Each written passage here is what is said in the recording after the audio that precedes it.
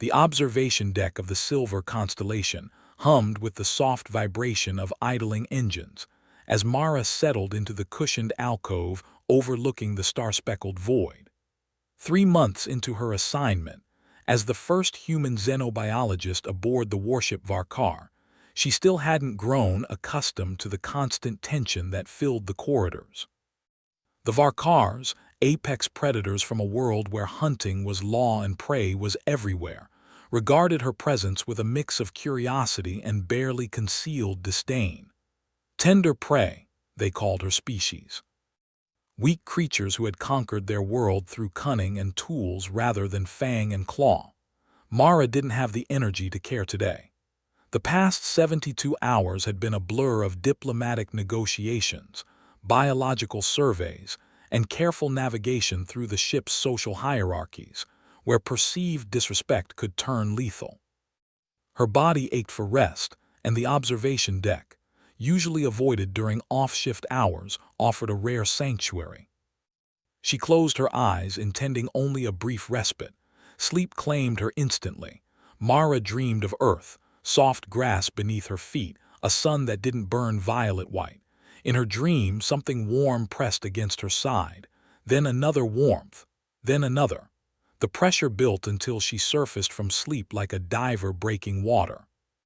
Consciousness returned in fragmented pieces. Wait, everywhere wait.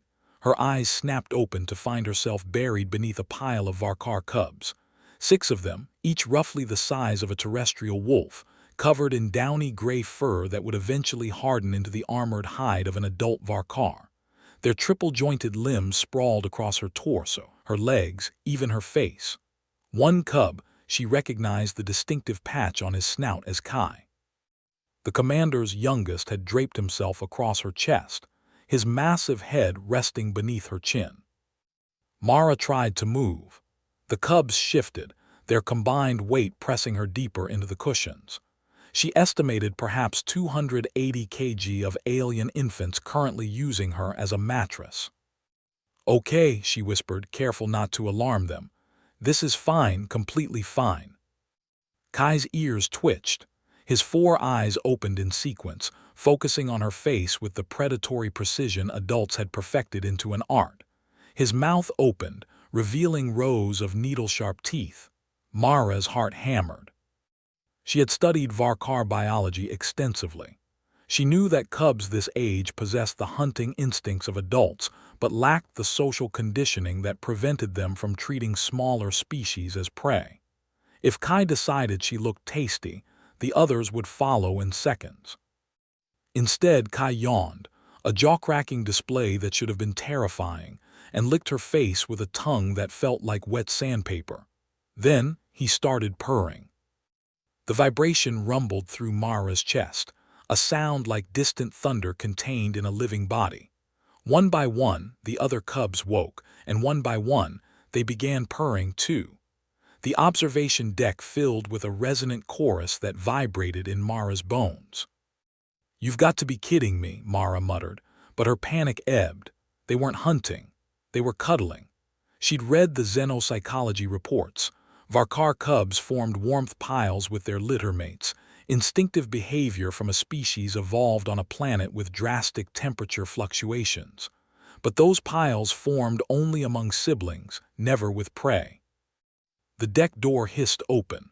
Commander Ravtose entered, his massive frame filling the doorway. He stopped dead, all 4 eyes widening as he processed the scene.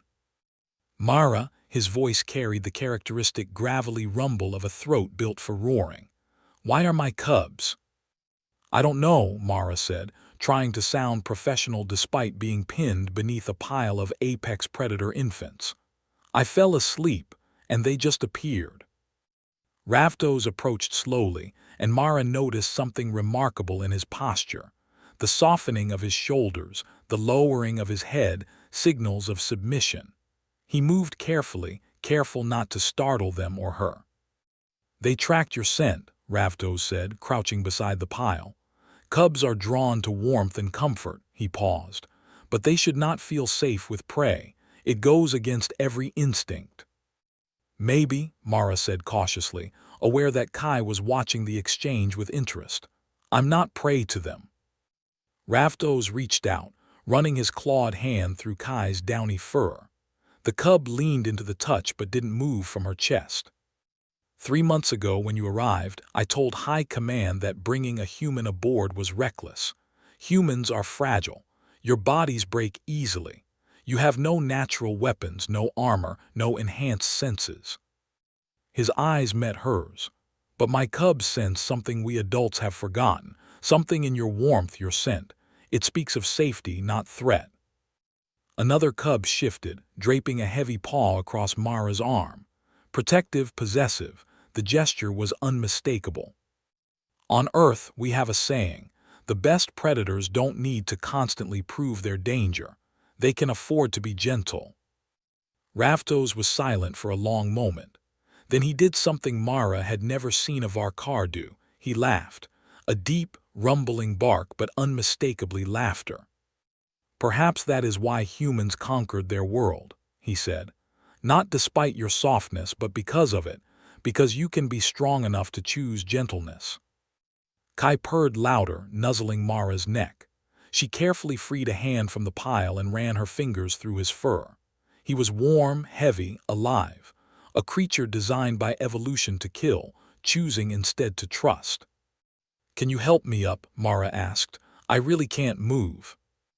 "No," Ravtose said, and she caught a hint of amusement in his voice. "Cubs must learn to trust, and you must learn that sometimes trust means vulnerability. You will remain until they decide to release you." The commander moved toward the door. He paused. "How long do warmth piles usually last?" The Varkar's laughter echoed down the corridor. "Sometimes hours, sometimes days. Welcome to the pack, human." Mara lay back, accepting her fate as a living heating pad for a pile of alien predator cubs. Kai's purring synchronized with her heartbeat, and she felt the tension of 3 months slowly drain away. Perhaps being prey wasn't the worst thing in the universe. Perhaps being trusted was far better.